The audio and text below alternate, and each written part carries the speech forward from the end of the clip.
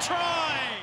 Dave, obviously a huge announcement today with the signing of Adam Coleman. It must make you a pretty happy coach today.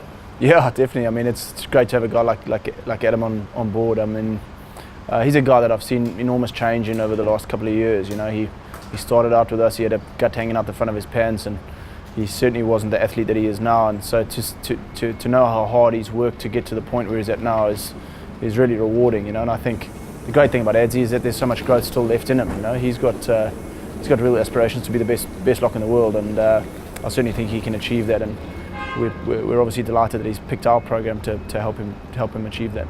I was going to say you've spent a couple of years with him. How much have you seen him grow on and off the field as a player and individual? Yeah, I mean, I think the great things about Adam is, you know, part of his DNA is just aggressive. He's just a really aggressive, dynamic player. But the things that I've seen real change in is his off-field habits, how he looks after his body, how he preps for games, his understanding of his responsibility, his wider responsibility in the team from a leadership perspective, all those sort of things. You know, he's really matured in those areas, and that's only going to make him a more valuable player to the team. You know. I was going to say, what does he bring to the team? You just mentioned he's pretty valuable. Yeah, and I mean, I think he's 6'8" and 120 something kilos. You know, so he brings that first and foremost. But he's a genuinely aggressive player. You know, and he's naturally that. It's not for show. And there's those fruit players are actually few and far between. You know, you can almost name them in world rugby.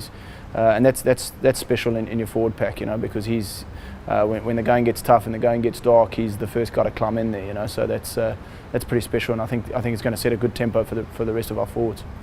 Pretty frightening, and you said it before, but there's certainly plenty of potential still left in him. Yeah, that's the really nice thing about him. His best rugby is still ahead of him, you know. And I think to be honest, he's had a little surgery on his hand now. He's got to take these couple of weeks to just refresh himself, and he's got to come in again. We've got to work hard, because I think he's aspirational, we're aspirational, and there's a lot of work still to be done, you know. So that's the key thing. Obviously, you touched on the fact that he's aggressive. Do you want that style of play for the Rebels in 2018? A really aggressive, physical, strong side?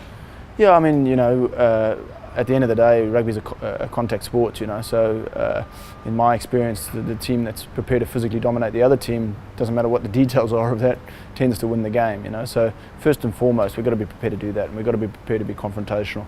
And I think if we do that, we add the bells and whistles later. But you know, certainly a guy like Adam helps kind of set the tone in that area. It must be nice that preseason's finally kicked off and a chance to get out there and start moulding the team. Yeah, as I said, you know, like I've just been really impressed with the effort the guys are making. You know, we did a small time trial with some of them yesterday just to check where their fitness was at, and they've, you know, some of them have had a significant shift over the last, you know, month since we sort of started, 3 weeks since we started. So even in that space of time, you can see people starting to change, you know, and that's pleasing.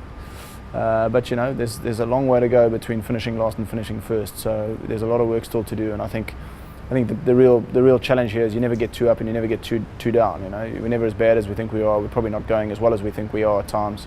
We've just got to keep working, and the results will come our way. Well, what is in store for the boys over the next 2 months between now and kickoff? It's going to be plenty of hard work. Yeah, we need to be fitter. I mean, that's the basics of it. I mean, we in order to play the kind of rugby that we want to play, we have to be fit.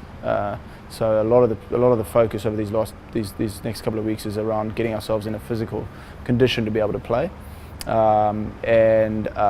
you know, a lot of that relates also to what the players are doing away from training. How do they look after their bodies? What are they putting in their bodies? How they're sleeping?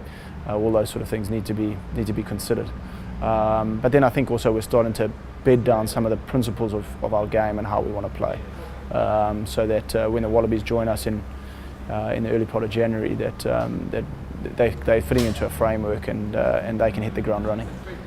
Just looking at the squad that you've got on paper, it must make you pretty excited. Yeah, obviously it does. I mean, we've got some really special players there, but I think the reality is, you know, that's just a piece of paper for now. You know, we're against the punching bag. We're 1-0 up, but you know, the reality is this is a very tough competition, and the margins in Super Rugby are very small. You know, if you look at some of the teams that have won Super Rugby over the past couple of years, you know, a year or two before they win, a lot of those teams are finishing outside the top 10. You know, so it shows that improvement and is possible in a short space of time, but the margins are very, very small.